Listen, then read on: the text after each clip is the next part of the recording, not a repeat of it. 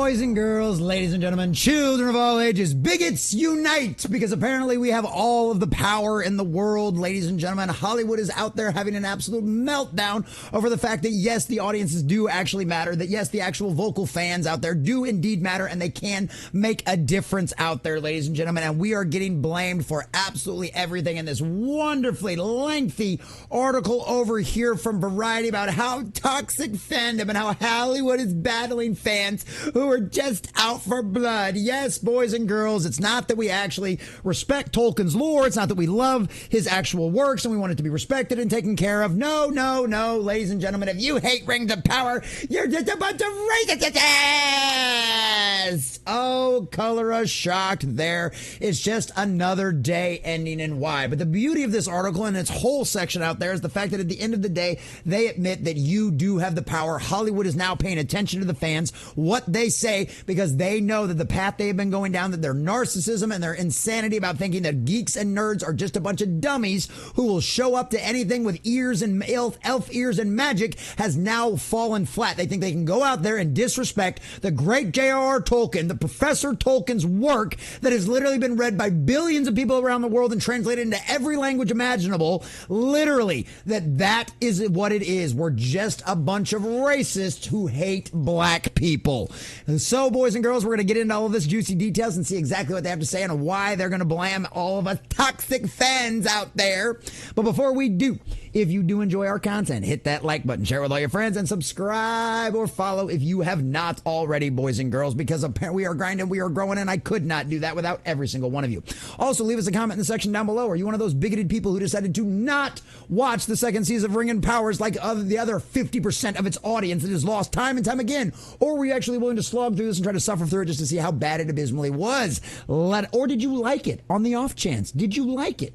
Let us know what you think about all that in the comment section down below. So obviously this article goes over a whole lot of things, but this is the interesting part about this that I wanted to get to here when it comes to, of course, none other than Rings of Power, because this is where it gets interesting. I don't care about Bridgerton. I don't care about the cast of black woman other than the fact that it doesn't make sense for the series. I don't care about Bridgerton. Let's just put it that way. I don't care about Bridgerton.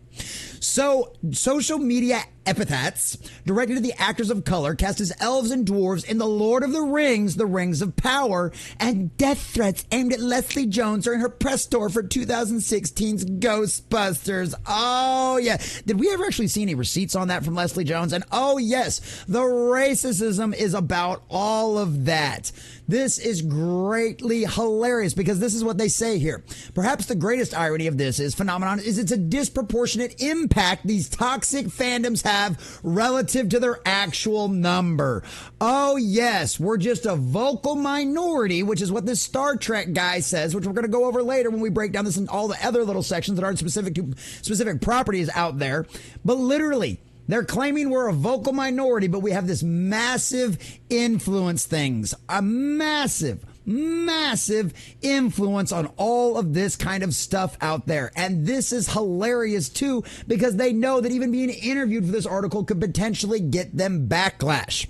They're very vocal, says the studio exec. They will just tell us, if you do that, fans are going to retaliate. These groups even have led studios to alter projects. Yes, it's working. If it's early enough and the movie isn't finished yet, we can make those kind of changes. This is just absolutely hilarious. So literally, they try to blame it after the Obi-Wan Kenobi series. They're trying to say that, oh my God, you was just a bunch of racists that hated the Obi-Wan series. Well, we know better than that, don't we? But here we go for the Rings of Power. Later that year, the cast of the Rings of Power condemned the relentless racism, threats, harassment, and abuse some of our castmates of color are being subjected to on a daily basis. Oh, really? Once again, where are the receipts? And honestly, one of my biggest issues with the whole situation on that is real dwarves have beards. Why are the producers and the executives and the writers bigots against bearded ladies, transgender people, and actual dwarf Tolkien lore? Why don't the female dwarves have beards? You guys got a problem with women with facial hair? Who's the real bigots here? So, of course, they posted a photo of themselves wearing clothing. They went featuring the ears of Middle Earth creatures in multiple skin tones underneath the message, "You're welcome here," written in Elvish. Those efforts may have had an effect. Oh, really? In an August interview with Amazon's MGM Studios TV chief Vernon Sanders about the Rings of Power, the executive said that the show hadn't experienced the same racist hostility in advance of season 2 that had greeted its 2022 debut. People have had a chance to actually engage with the show. Overwhelmingly, what we've seen is that folks who came in with an open mind can discuss and debate their favorite things, which takes you out of place of that ugly conversation that happened with some folks who may have been infused with an agenda that's separate from the show itself. Oh, really? Oh, really? It was just a bunch of toxic fans out there.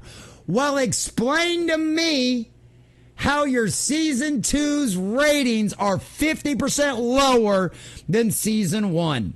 Apparently, all those toxic racists out there that just hated the Rings of Power had so much power and so much influence over the entire rest of the world that the audience that you did garner, that did stick around with you from season 1, literally lost half of your audience. So was it just because there was a bunch of vocal racists out there? Or was it because you disrespected Tolkien, you disrespected his lore, and you disrespected the fans out there? Methinks we know which one. Because at the end of the day, it doesn't matter that they try to hold these people up as props. They try to use them as shields. They try to accuse anybody out there who disagrees with the show out there as a bunch of racists. We have seen this happen time and time again. Rings of Power is an abomination and is failing, not only because it disrespects Tolkien's lore, but as a series itself, it makes no sense. It's boring and drawn out, and nobody gives a crap about any of these characters. It's got bad acting, bad storytelling, bad just the words, the lines that they speak, the bad writing all the way around. That's why this fails. It doesn't even qualify as a decent fantasy show, let alone an adaptation of Rings of Power. It has nothing to do with a bunch of toxic fans out there. And if it does, well, thank you. I'm so glad that us racists out there had so much power that we were able to cause half of your audience to leave when it came to season 2. Thank you for that. We should all take a victory lap. We should all have a round of applause because, yay, we've won. We've won, boys and girls, and Hollywood has to now admit that. And it's a beautiful thing. It's an absolutely wonderful thing that they are failing and they have to admit it and they have to completely and totally change the way they are doing business now, because they realize that we do indeed have the power. That we're not just a bunch of dumb nerds and geeks out there who will just show, they just like wizards and elves and magic and yada, yada, yada. Don't you guys like all that stuff? Isn't it great? No. As always, we're not as superficial and narcissistic as all of you suckers out there in Hollywood are. No, we actually appreciate good storytelling. We actually appreciate good writing, because those are the things that ingratiate us into a fan base. It's not about the magic. It's not about the elves. It's not about the dwarves. It's about telling a good story. All of those little fans, all of the rest of the fantasy stuff is just set dressing. It's window dressing. It just makes it even more fun. It makes it into a fantastical story. It doesn't matter if it's sci-fi or fantasy. If you don't have a good story at your base, you are going to fail. And no cover of calling a bunch of people a racist, giving us a bunch of nonsense excuses as to why your show is doing so poorly, will ever work out for you. Because 2 + 2 still equals 4. God is still on his throne in heaven. Up is still up, and down is still down. And if you write crappy product and produce garbage storytelling and garbage TV, you will get exactly what you deserve. Rings of Power wasn't review bombed or anything else by a bunch of racists. It's a crappy show and deserves to be canceled. Fortunately enough, because of Jeff Bezos' own ego and the $1 billion they've already spent on this series, we're going to get more and more of it, and I cannot wait to continue to review, roast, and watch its audience score go farther and farther into the toilet, because you disrespect Tolkien, and you will get exactly what you deserve. Racism wins?